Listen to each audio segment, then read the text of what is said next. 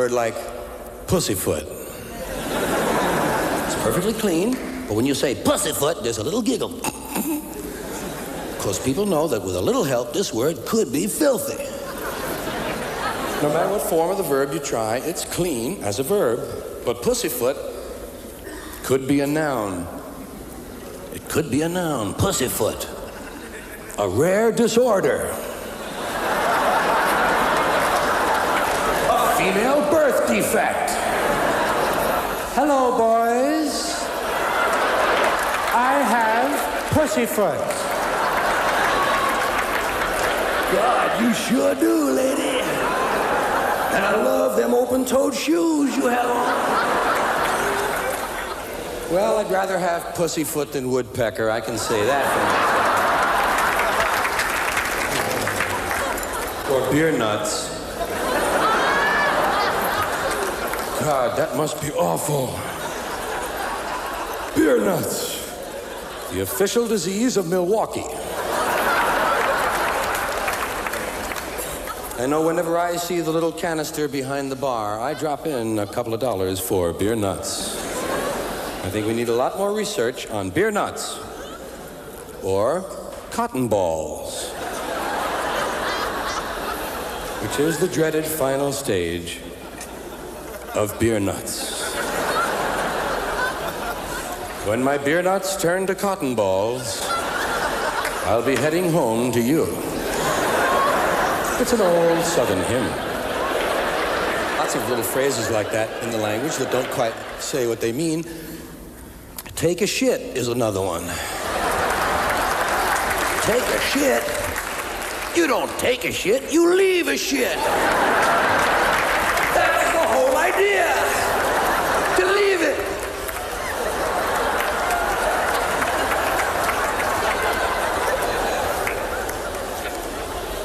I left a shit. Fine, thank you, Jeff.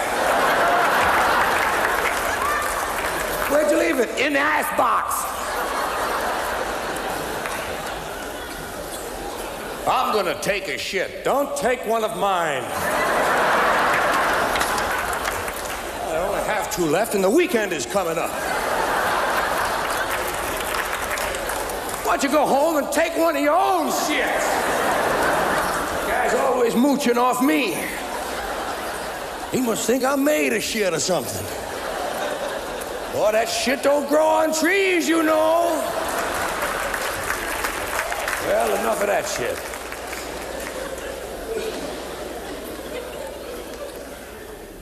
Lots of little phrases like that. Pick your nose is, well, blow your nose. Blow your nose is a phrase. Imagine that. Blowing your nose.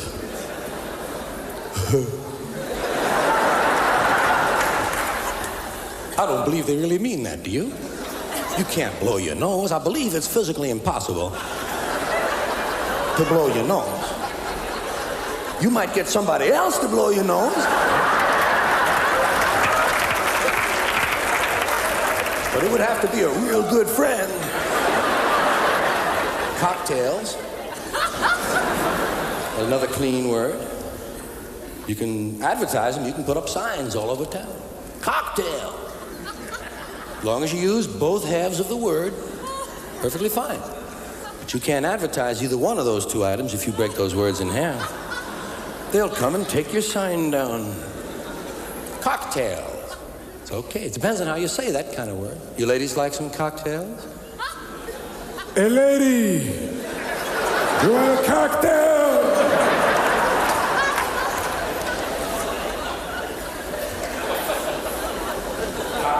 Men will actually laugh about that. Cockpit, get it? Oh, yeah. Bangkok. There's a lovely city. How would you like to be a hooker in Bangkok? Would seem like a natural habitat. Peacock. NBC is really proud of their peacock. You know what a female peacock is? A peacunt. Nobody knows. My list was just trying. Here's one more item for you, the last in our civics book. Rights. Boy, everyone in this country is always running around yammering about their fucking rights. I have a right, you have no right, we have a right, they don't have a right. Folks, I hate to spoil your fun, but there's no such thing as rights, okay? They're imaginary. We made them up, like the boogeyman. The Three Little Pigs, Pinocchio, Mother Goose, shit like that. Rights are an idea. They're just imaginary. They're a cute idea, cute, but that's all, cute and fictional. But if you think you do have rights, let me ask you this. Where do they come from? People say, well, they come from God. They're God-given rights. Oh, fuck, here we go again. Here we go again. The God excuse, the last refuge of a man with no answers and no argument. It came from God. Anything we can't describe must have come from God. Personally, folks, I believe that if your rights came from God, he would have given you the right to some food every day, and he would have given you the right to a roof over your head. God would have been looking out for you. God would have been looking out for you. You know that? He wouldn't have been worried about making sure you have a gun so you get drunk on Sunday night and kill your girlfriend's parents. But let's say it's true. Let's say God gave us these rights. Why would he give us a certain number of rights? The Bill of Rights in this country has 10 stipulations, okay? 10 rights. And apparently God was doing sloppy work that week because we've had to amend the Bill of Rights an additional 17 times. So God forgot a couple of things like slavery. Just fucking slipped his mind. But let's say God gave us the original 10. He gave the British 13. The British Bill of Rights has 13 stipulations. The Germans have 29. The Belgians have 25. The Swedish have only 6. And some people in the world have no rights at all. What kind of a fucking goddamn God-given deal is that? No rights at all? Why would God give different people in different countries different numbers of different rights? Boredom? Amusement? Bad arithmetic? Do we find out at long last, after all this time, that God is weak in math skills? Doesn't sound like divine planning to me. Sounds more like human planning. Sounds more like one group trying to control another group. In other words, business as usual in America. Now, if you think you do have rights, one last assignment for you. Next time you're at the computer, get on the internet, go to Wikipedia. When you get to Wikipedia, in the search field for Wikipedia, I want you to type in Japanese Americans 1942, and you'll find out all about your precious fucking rights, okay? All right. You know about it. You know about it. Yeah. In 1942, there were 110,000 Japanese American citizens in good standing, law-abiding people who were thrown into internment camps simply because their parents were born in the wrong country. That's all they did wrong. They had no right to a lawyer, no right to a fair trial, no right to a jury of their peers, no right to due process of any kind. The only right they had, right this way, into the internment camps. Just when these American citizens needed their rights the most, their government took them away. And rights aren't rights if someone can take them away. They're privileges. That's all we've ever had in this country is a bill of temporary privileges. And if you read the news even badly, you know that every year the list gets shorter and shorter and shorter. You see how sooner or later?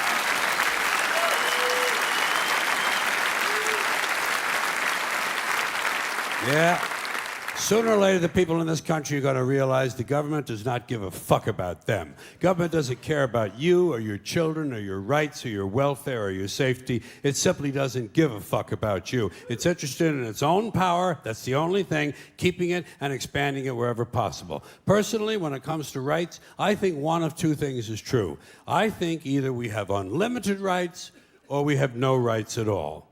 Personally, I lean toward unlimited rights. I feel, for instance, I have the right to do anything I please. But if I do something you don't like, I think you have the right to kill me. So where are you going to find a fairer fucking deal than that? So the next time some asshole says to you, I have a right to my opinion, you say, oh yeah? Well, I have a right to my opinion, and my opinion is you have no right to your opinion. Then shoot the fuck and walk away. Thank you.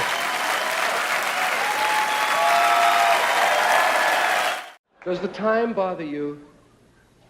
I get bothered by the time. Not so much the time itself, the people bother me for the time. People come up to me on the street. I'm sure you've had this happen to you. People come up to you and say, what time it is? Well, they might say, what time is it? I shouldn't get into these ballads. You've had people come up to you and say, what time is it? What time is it? As if you personally were responsible for keeping time? You know, I feel honored, first of all, that they thought I was the man in charge. But I do have to explain, you don't see official timekeeper on here, do you? I don't have the time, of course not. Do you have the time? That's another way they say, do you have the time? I say, no. I don't believe I do. I certainly didn't have it this morning. Did you leave it somewhere? Well, do you have the time? No, I don't have the time. I use a little of it like everyone, you know. But I don't have it. I think the Navy has it. In Washington, isn't that? They keep it in an observatory, that's right. Sure, they let out a little of it each day. Not too much, they wouldn't want to give us too much. Just enough time. Sometimes they'll say, do you know what time it is? And I say, yes. I hate to disappoint them, but there is no time. There is no time. I don't mean there's no time. I mean there's no time. When the hell is it? We made that whole thing up. There's no time. We made it up. It's a man-made invention, time. There are no numbers up in the sky. I've looked. They're not there. We made this stuff up. When is it? When the hell is it? When are we, I ask you? When are we? Sometimes we think we know where we are, but we don't really know when we are. When the hell is it? All the time zones are different. Every calendar you run across is different. They'll all give you a different answer. These are calendars. These are made to keep track of time. Everybody's got a different one. Chinese are way up there in the 5,000 and 6,000s. Hebrew calendars way up in the 5,000 and 6,000s. We're up at about 1,970 something shit. This ain't a couple of weeks these people are off. This is thousands of goddamn years that are missing, man. How did they do that? We don't know when the hell it is. It could be the middle of last month for all we know. I mean, time is we've got it down so perfect that every 4 years we have to stick in an extra day just to make sure it still works. And we call it February 29th. Bullshit, it's March 1st and I know it. It just feels like March 1st. You can't keep track of the time. What's the sense? Give you an example. There's a moment coming. It's not here yet. It's still on the way. It's in the future. It hasn't arrived. Here it comes. Here it is. Oh, shit, it's gone. There's no now. There's no now. Everything is the near future or the recent past. But there's no present. Welcome to the present. Gone again. It's just so imprecise. We don't even care to use the minutes and seconds and hours that we've been given. Everybody's very vague about the time. You say, what time you got? I got just after. Just after? Jeez, I must be slow. I had going on. And where did that imprecision begin? Why is it we're not so sure? I know one of the clues that happened to me was when they started telling me about moments. When I was a kid, they were trying to teach me how to tell time, and of course you can't tell time. Time tells you. But they were trying. They were trying to show me. On the big hand, I said, I don't have a big hand. Never mind. Look at the clock, and the clock is so wonderful. There's so much emotion attached to a clock face. I hate digital clocks. Digital clocks rob me of all the emotional experience of the spatial relationships on that face of the clock. Isn't it true? I mean, don't you always feel that this half hour, when it comes down from 12 down to 6, goes by a lot quicker than this half hour when it has to come up fighting gravity all the way? I know, it does go a lot quicker. God. Oh, I got this. Yeah. I'll tell you this, if I only have a half hour to live, I want it to be this one, man. When it lasts just a little bit longer than that one there. It's vague. That's all I'm saying. It's very vague how we treat time. We have all these wonderful expressions. We say now. Now is an interesting one. When? Now. You want that now? Yes. Well, would you like to try again? Well, sometimes just now. Just now. Did you hear that? What? Just now. You must mean just then, don't you? Yes, just then. But there it goes again. When? Now. No, not now. No. Pardon me, do you have the time? When do you mean, now or when you ask me? This shit is moving, Ruth. We had a lot of these vague terms. Right away, immediately, at once, lickety-split, just like that, nothing flat, drop of a hat, no time at all. As quick as you can say, Jack Robinson. I'm sure you've done that to people.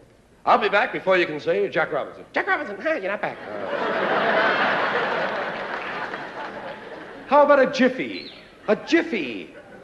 Or a flash. Which is quicker? A jiffy or a flash?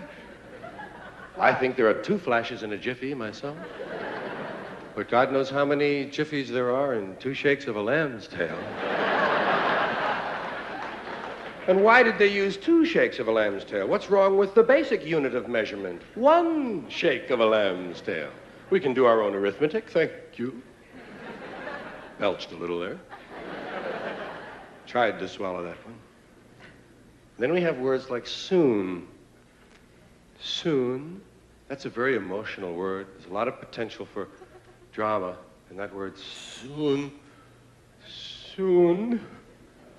Soon. Is your mother coming home? Uh-huh. When? Soon.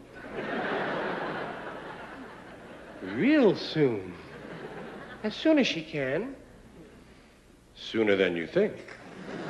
That's kind of a spooky one. Sooner than I think. That's a little bit like before you know it. I'll be back before you know it. He did it. Holy Christ. Look at that.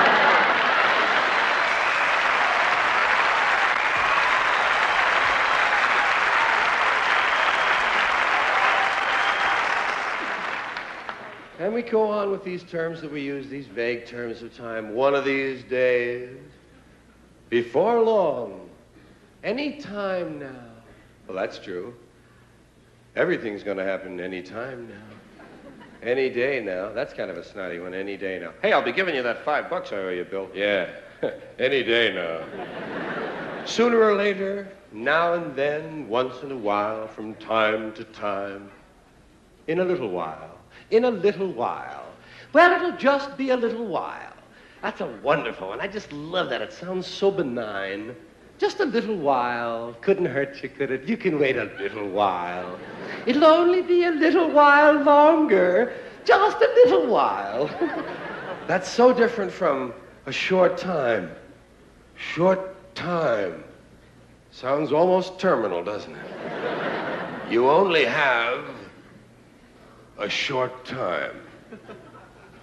Whereas you have a little while. Oh, I'd rather have a little while than a short time. Yeah, we got long ways we measure time. We got vast distances of time we measure. People will say things like, kingdom come. I'm going to be standing here till kingdom come. Shit, I don't have that on my watch. Doomsday, you say? Doomsday, till the cows come home. Well, that's an easy one to understand. That's long about dusk, isn't it? If you leave them out overnight, they burst. Here's a long period of time, forever. Some people will tell you, guys, say, I've been standing on this line forever. Look at this, Dave. This man has been standing on line forever. He looks fairly fresh to me. Almost like an eternity, people will tell you. It's almost like an eternity, as if they had experience with eternities.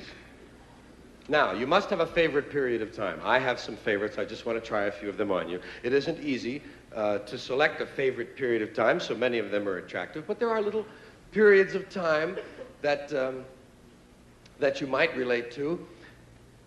Of course, the most basic period of time I feel is 5 minutes. That seems to be the one everyone chooses.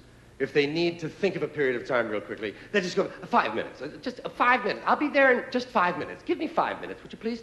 Would you just give me 5 minutes? Were you kidding me? I could fix that shit in 5 minutes. 5 minutes. That's all most people want, 5 minutes. A good, solid, nice period of time. You can do anything for 5 minutes, can't you? I mean anything. Even things you really hate. You could probably do it for 5 minutes. Hey, let's go talk to Ted. Are you kidding? Ted's an asshole. Look, just 5 minutes, huh? Okay, let's give it 5 minutes. Not 10. 10 I can't make. Now you're getting into double digits. You're starting to fool with my head. Time. 5, 10 minutes. 15 minutes is popular. You hear 15 quite a bit, but it's sort of an institutional one. It's kind of an official time period. 15 minutes. Has a touch of regulatory quality to it, doesn't it? Sounds like something you're not supposed to do or have to do for 15 minutes. 15 minutes. I like 20 minutes. Doesn't that sound free compared to 15 minutes? 20 minutes. I'll be back in 20 minutes. Gosh, what's he gonna do? You have those news stories? Seems to me like we're a couple of weeks overdue to drop high explosives on helpless civilians. People who have no argument with us whatsoever. I think we ought to be out there doing what we do best, gang, making big holes in other people's countries. I hate to be repetitious, but God, we are a warlike lot, you know? We can't stand not to be fucking with somebody. We couldn't wait for that Cold War to be over, could we? Just couldn't wait for that Cold War to be over so we could go and play with our toys in the sand. Go play with our toys in the sand. And when we're not invading some sovereign nation or setting it on fire from the air, which is more fun, then we're usually declaring war on something here at home. Did you ever notice that? We love to do that, don't we? We love to declare war on things here in America. Anything we don't like about ourselves, we have to declare war on it. Don't do anything about it. We just declare war on it. We got a war. It's the only metaphor we have in our public discourse for solving a problem. It's called declaring a war. We got a war on poverty, the war on crime, war on litter, the war on cancer, the war on drugs. But you ever notice there's no war on homelessness, is there? Nah, no war on homelessness. You know why? There's no money in that problem. There's no money in that problem. Nobody stands. It's true. Nobody stands to get rich off of that problem. You could find a solution to homelessness where the corporate swine and the politicians could steal $2 million each. You'd see the streets of America begin to clear up pretty goddamn quick. I'll guarantee you that. I will guarantee you that. Now, so, I got an idea for homelessness. You know what they ought to do? You know what they ought to do? Give the homeless their own magazine. Give them their own magazine. It would make them feel better, for one thing. That's a sure sign of making it in this country. Every group in this country that makes it and arrives at a certain level has its own magazine. You have Working Mother magazine, Black Entrepreneur magazine, Hispanic Business magazine. In fact, any activity engaged in by more than 4 people in this country has got a fucking magazine devoted to it. Skydiving, mountain climbing, snowmobiling, backpacking, bungee jumping, duck hunting, shooting someone in the asshole with a dart gun, jerking off. They probably have a magazine for that. I'm sure they have. I know they have a magazine. Walking. There's actually a fucking magazine called Walking. Look, Dan, the new Walking is out. Here's a good article, putting one foot in front of the other. Give them their own magazine. Give the homeless their own magazine. You know what you call it? Better Crates and Cartons. Then when they get finished reading it, they can use it to line their clothing. That's a good, sound business solution. That's the kind of answer you get from a conservative American businessman. Say, yeah, let them read it. When they get finished reading, they can use it to plug up the holes in them piano crates they all seem to like to live in. A good, sound, practical, conservative American business solution. I'll tell you what they ought to do about homelessness. First thing, change the name of it. Change the name of the condition. It's not homelessness, it's houselessness. It's houses these people need. A home is an abstract idea. A home is a setting. It's a state of mind. These people need houses, physical, tangible structures. But where are you going to put them? Where are you going to build them? Nobody wants you to build low-cost housing near their house. People don't want it near them. We got something in this country, you've heard of it, it's called NIMBY, N-I-M-B-Y. Not in my backyard. People don't want any kind of social help located anywhere near them. You try to open up a halfway house, try to open up a rehab center for drugs or alcohol, try to build a little home for some retarded people who want to work their way into the community. People say, not in my backyard. People don't want anything near them, especially if it might help somebody else. Part of the great American spirit of generosity we're always told about. Big, generous American nation. Ask an Indian about that. Ask an Indian how generous this country is. If you can find one, you got to locate the Indian first. We've made him just a little difficult to find. Or if you need current data, select the black family at random and ask them how generous this country has been. People don't want anything near them, even if it's something they believe in, something they think society needs, like prisons. Everybody wants that, right? Everybody wants more prisons. That's the new answer to all of our problems. Lock a lot of motherfuckers up. Everybody wants more prisons. They say, build more prisons! But not here. Well, why not? What's wrong? What's the problem? What's wrong with having a prison in your neighborhood? Well, it seemed to me like it would make it a pretty crime-free area, don't you think? You think a lot of crackheads and muggers and pimps and hookers are gonna be hanging around in front of a fucking prison? Bullshit, they ain't coming anywhere near it. What's wrong with these people? All the criminals are locked up behind the walls, and if a couple of them do break out, what do you think they're gonna do? Hang around? Check real estate trends? Bullshit. They're fucking gone. That's the whole idea of breaking out of prison, is to get the fuck as far away as you possibly can. Not in my backyard. People don't want anything near them. Except military bases. They don't mind that, do they? No, they like that. Give them an army base. Makes them happy. Why? Jobs. Jobs. Self-interest. Even if the base is loaded with nuclear weapons, they don't give a fuck. They say, well, I'll take a little radiation if I can get a job. Working people have been fucked over so long in this country, those are the kind of decisions they're left to make. I got just a place for low-cost housing. I have solved this problem. I know where we can build housing for the homeless.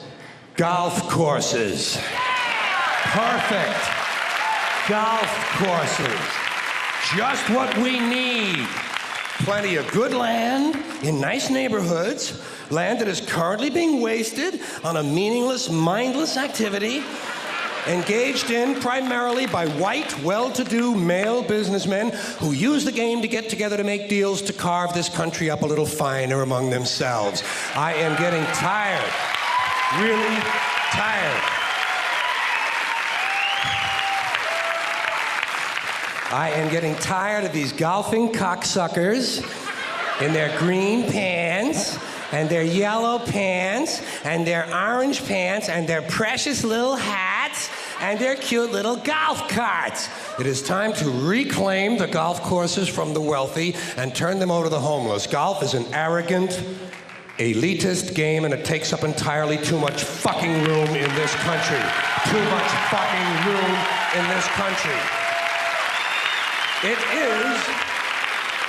It is an arrogant game on its very design alone. Just the design of the game speaks of arrogance. Think of how big a golf course is. The ball is that fucking big. What do these pin-headed pricks need with all that land? There are over 17,000 golf courses in America. They average over 150 acres apiece. That's over 3 million acres. That's 4,820 square miles. You could build 2 Rhode Islands and a Delaware for the homeless on the land currently devoted to this meaningless, mindless, arrogant, elitist, racist. There's another thing. The only blacks you'll find in country clubs are carrying trays and a boring game for boring people. Did you ever watch golf on television? It's like watching flies fuck. And a mindless game. Mindless. Think of the intellect. Think of the intellect it must take to draw pleasure from this activity. Hitting a ball with a crooked stick and then walking after it. And then hitting it again. I say, pick it up, asshole. You're lucky you found the fucking thing. Put it in your pocket and go the fuck home. Go the fuck home. You're a winner. No chance of that happening. Dorco in the plaid knickers is going to hit it again and walk some more. Let these rich cocksuckers play miniature golf. Let them fuck with a windmill for an hour and a half or so. See if there's any real skill among them. Now, I know there are some people who play golf who don't consider themselves rich. Fuck them! And shame on them for engaging in an arrogant, elitist pastime. Hey, here's another place we could put some low-cost housing: cemeteries. There's another idea whose time has passed. Saving all the dead people in one part of town? What the hell kind of a superstitious, religious, medieval bullshit idea is that? Plow these motherfuckers up, plow them into the streams and rivers of America. We need that phosphorus for farming. If we're gonna recycle, let's get serious. Thank you. Thank you. Here's a cheer, a sports cheer you can use. I'm giving this to you. Maybe you've heard it, but it's a gift for you, and you can use this in any sport. I think of football more, appropriate for cheers, I think, but you could use this for any sport: intramural lacrosse, mud surfing, cross-country bowling, full contact chess, Australian dick wrestling. They have that on ESPN, you know. But here's a little cheer, a lot of people like it. It goes like this: rat shit, bat shit, dirty old twat, 69 assholes tied in a knot. Hooray, lizard shit, fuck! Now, I'm going to do that again because I know some of you like to memorize these things. And by the way, if you're memorizing and there are two people in your party, why not each one of you memorize every other word? Kind of cuts the labor right in half. Goes like this: rat shit, bat shit, dirty old twat. Perfectly normal way to begin a cheer as far as I'm concerned. 69 assholes tied in a knot. I don't know what that means either. Hooray, lizard shit, fuck! Thank you very much, ladies and gentlemen. Good evening. My name is George Carlin, and I am a professional comedian, as opposed to the kind you run into at work all day long. It's nice being a comedian. There are certain advantages, naturally, and a few disadvantages. There are some drawbacks to being a comedian.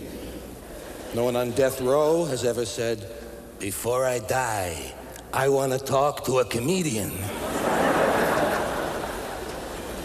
You ever hear anyone at the scene of an accident say, "Quick, call a comedian, for God's sakes!" But it would be kind of fun at an accident to push your way through the crowd and say, "May I be of help? I'm a professional comedian." And sooner or later, at least once in your life, when the policeman says to you, "What are you, a comedian?"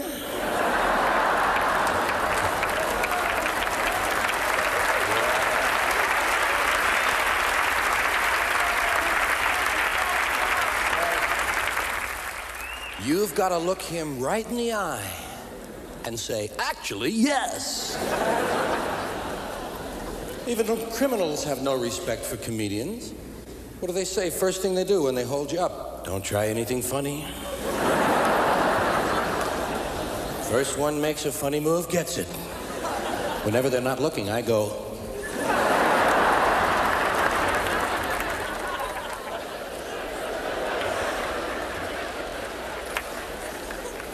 well, that's my job, thinking up goofy shit. Thinking up goofy shit, coming around every now and then, letting you know what it is, or reminding you of things you already know, but forgot to laugh at the first time they happened. We all have things like that. You hear it during the day and then you don't remember it at all. For instance, I've noticed they have disposable douche, and I'm wondering who would want to keep it in the first place?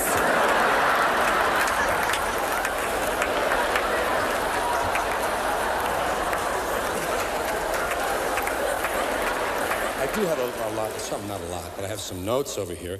And the reason for that is I haven't been doing this lately. I want to make sure I know and remember everything tonight. I've been taking a little time off. I get about 6 months, I think. I took 3 of them quite voluntarily, and the other 3 quite against my will. I had a heart attack, or as they say in Boston, I had a hat attack. He had a hat attack. You hear about George? He had a goddamn myocardial infarction.